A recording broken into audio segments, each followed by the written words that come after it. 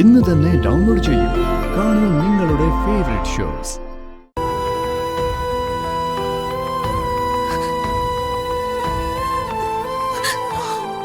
കരയാതെ മാഡം. മാഡത്തിന്റെ ഈ സങ്കടവും വിഷമവും ഒക്കെ കാണുമ്പോ എനിക്ക് എന്തെന്നില്ലാത്തൊരു കുറ്റബോധ. മാഡം ഇവിടെ ഇതൊന്നും കണ്ടിട്ടില്ല. അംബിക മാഡം അവിടെ മാഡത്തോട് വഴക്കിട്ടിട്ടുണ്ടാവും. പക്ഷെ അപ്പോഴൊക്കെ ആശ്വസിപ്പിക്കാൻ യാമിനി മാഡവും അപ്പുവും ശേഖരൻ സാറും ഒക്കെ ഉണ്ടാവും. ജീവനായിരുന്നു. ആ സിറ്റുവേഷനൊക്കെ മാറി മറിഞ്ഞില്ലേ മാഡം?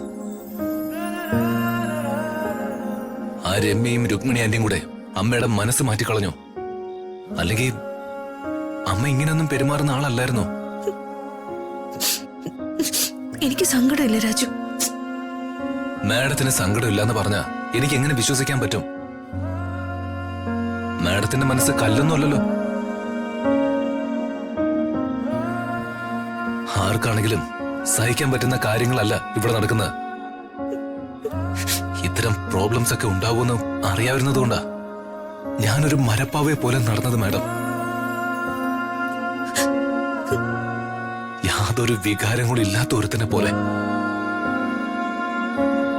മറ്റുള്ളവരുടെ നോട്ടത്തില് ഞാനൊരു ഫൂളാ. രാജു, ഇവൻ എന്തൊരു മനുഷ്യനെന്ന് മറ്റുള്ളവർ ചിന്തിച്ചേക്കാം. പ്രേമിച്ചതും കല്യാണം കഴിച്ചതും നല്ല സുന്ദരിയായ ഒരു പെണ്ണിനെ, അതും നല്ലവരില് നല്ലവനായ ഒരു മന്ത്രിയുടെ ഏക മകള്. എല്ലാ സൗഭാഗ്യങ്ങളും. എന്നിട്ടും എനിക്ക് ജീവിക്കാൻ പറ്റുന്നില്ല. പ്രേമിക്കാനോ ഉള്ളു തുറന്ന് സ്നേഹിക്കാനോ പറ്റുന്നില്ല.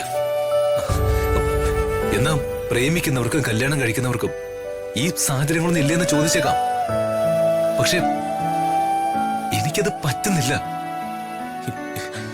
എനിക്ക് പ്രേമം എന്താന്ന് അറിയില്ല. കാരണം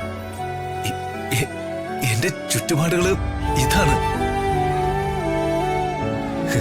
ഒരുപക്ഷെ ഞാനൊരു സൈക്കോയോ മെന്റൽ പേഷ്യന്റോ ഒക്കെ ആയിരിക്കാം.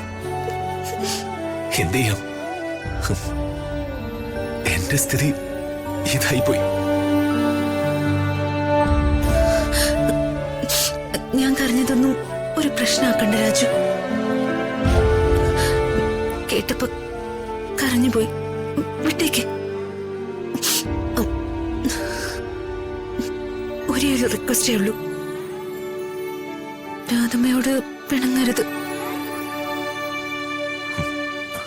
അമ്മ അങ്ങനെ പറഞ്ഞതിന് ഞാൻ മാഡത്തോട് ക്ഷമ ചോദിക്കുന്നു. Sorry madam. എന്താ രാജു ഇത്?